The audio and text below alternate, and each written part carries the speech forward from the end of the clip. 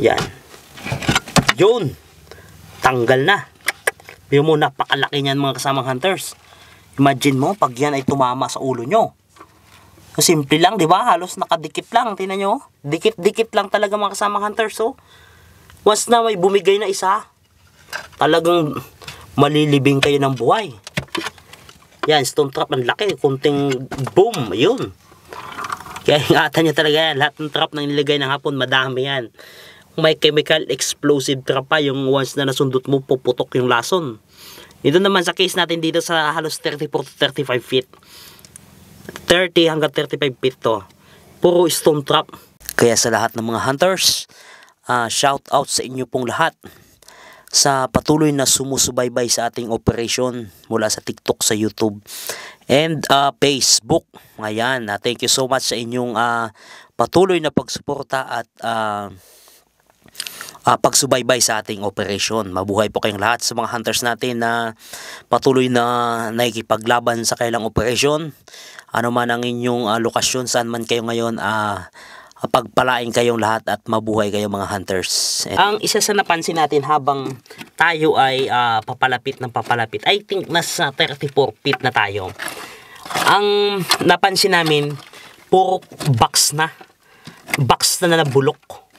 At ito yung hindi natin nakuha sa mga unang part natin ng video na may mga ganito. Halos ilang box na ang nakita nating bulok dito sa area na ito. Within ano pa lang ito mga kasamang hunters mula dyan. I think nasa mula 30 feet, 28 hanggang 34 feet. Mula dun sa may bungad, puro bulok na kahon na ang ating nakukuha. Kahon na yan.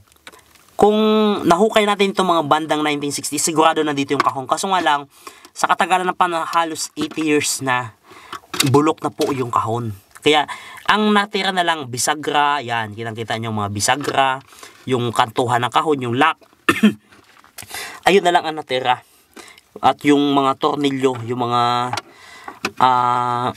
mga nuts ng kahon, nandoon, nandyan, yan, kitang-kita nyo po, mga hunters. Kaya, itong area na to mga kasama hunters, itong 35 feet, 28 hanggang 35 feet, ito isang mga kahon ang inilagay nila dito, mga abandonadong kahon, mga wooden box. Pero kaya yung patunay, iyan na lang, yung mga natira, mga bisagra, ayun na. Kaya isang patunay na mayroong ipinasok ditong kahon-kahon, mga box. Ang nangyari, yung box empty na. Isang patunay mga kasamang hunters na yung mga box may laman yan. Pinaglagyan yan. At hindi malayong mga gold bars yun. At yung gold bars na yon, yun ang hahanapin natin. Nandito lang yan sa loob ng tunnel. Hindi yan lalayo. At sa ating pagpapatuloy, yun yung ating target ngayon mga kasamang hunters. Dito sa may part na to mga kasamang hunters, dito sa halos pang 35 feet natin na layo. Ang isa sa mga iniiwasan natin dito at na-discover natin itong kanilang trap. Yan, pakita natin dito. Yan, kita nyo po yung trap mga kasamang hunters. Hindi tayo makapag-proceed doon, dyan sa dulo na yan. Which is nakukuha natin ito. Yan, plus ito mga itong mga kahon natin. Yan, ito na mga nakuhukay natin. Mga kahon, may mga test tube, pero hindi na madami. Yan, mga nabulok na kahon. Ibig sabihin, sa ating pagsisiyasat mga kasama hunters, puro kahon ito na nilagay. Mga empty na box na ang nilagay nila dito.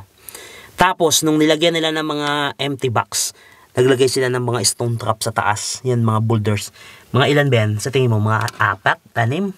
8. Yan, sa ating hunters, ito kasi siya ang nasa bungad 8.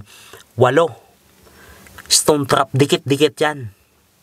Hindi natin alam kung ilan pa yung nasa kasunod yan sa taas. Pero dalawa-dalawa, dubli-dubli yan. Ngayon, mga kasama hunters, 8 na stone trap yan. Ang inyo pong nakikita yan ay mga stone trap na inilagay ng hapon. Itutumba natin yan, ibabagsak natin yan ngayon. Dahil yan ay magiging malaking balakid sa ating team pag hindi yan natanggal.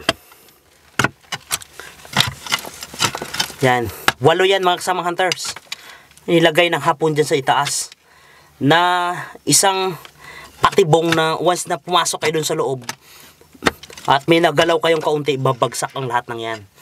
Kaya ngayon pa lang, dito pa lang sa bungad, ipin down na natin. Napakalaki niyan. Kitang-kita nyo po mga kasama hunters. Kahit madiin ka lang ng isa niyan, talagang may kalalagyan talaga ang inyong team. Kaya sa lahat ng mga hunters, no, na nagtitreasure, ito ang pinakaingat-ingatan nyo, yung mga trap ng hapon. Lagi po ninyong tatandaan, lahat ng kayamanang inilibing ng hapon, hindi nila lalagyan yung kayamanan ng walang trap. Kaya nga sabi ng hapon, lahat ng aming treasure site mayroong kapalit. Yan, kitang-kita nyo po. Yan. Yun. Tanggal na. Yung mo, napakalaki niyan mga kasamang hunters. Imagine mo, pag yan ay tumama sa ulo nyo. Simple lang, di ba? Halos nakadikit lang. Tingnan nyo. Dikit-dikit lang talaga mga kasamang hunters. So, once na may bumigay na isa, talagang malilibing kayo ng buhay. Yan, tingnan nyo po mga kasamang hunters. Oh. 8 yan. Kaya doble ingat ha mga kasamang hunters. Sa lahat ng mga hunters na nag-ooperate dyan, alam ko madami kayong operation. Doble ingat. Yan ang ingatan nyo po mga kasamang hunters. Stone trap, chemical trap yan. Yan, stone trap, ang laki. Kunting boom, yun. Kaya ingatan nyo talaga yan. Lahat ng trap na nilagay ng hapon, madami yan. May chemical explosive trap pa, yung once na nasundot mo, puputok yung lason. Ito naman sa case natin dito sa halos 34 to 35 feet. 30 hanggang 35 feet to. Puro stone trap. Yan o, may isa pa o. Ang lalaki. 8.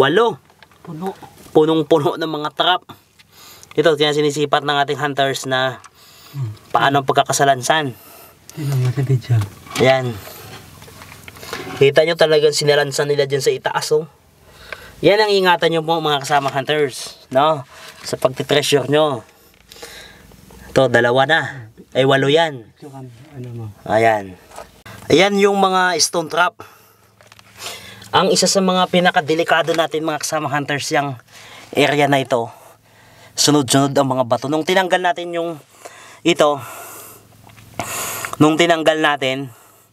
napansin natin na sunod-sunod pala sa lansan pataas. Na once na bumagsak talaga ito pala, malilibing ka, dudumugin ka ng napakaraming batong ito. Ayan o, napakadaming bato ang dudumog sa iyo dito. Kaya itong technique natin na maliit lang ang butas, parang butas ng daga, ito isang strategy talaga namin mga kasama hunters na hindi namin nilalakihan yung tunnel. Para itong trap na ito hindi makapenetrate. Kasi pag nilawakan mo yan, for example, hinukay mo to, gusto nyo makagalaw ng maayos, prone naman kayo sa trap. Ngayon, niliitan namin ng butas. Yung trap ngayon, hindi makagalaw ng maayos.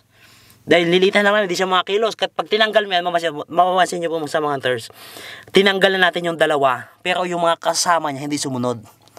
Dahil hindi malawak itong butas natin. Ang gagawin natin, sasadyain natin ipin down talaga. 8 pa ito. 8 pa. Kaya ingat mga kasama hunters ha, ingat.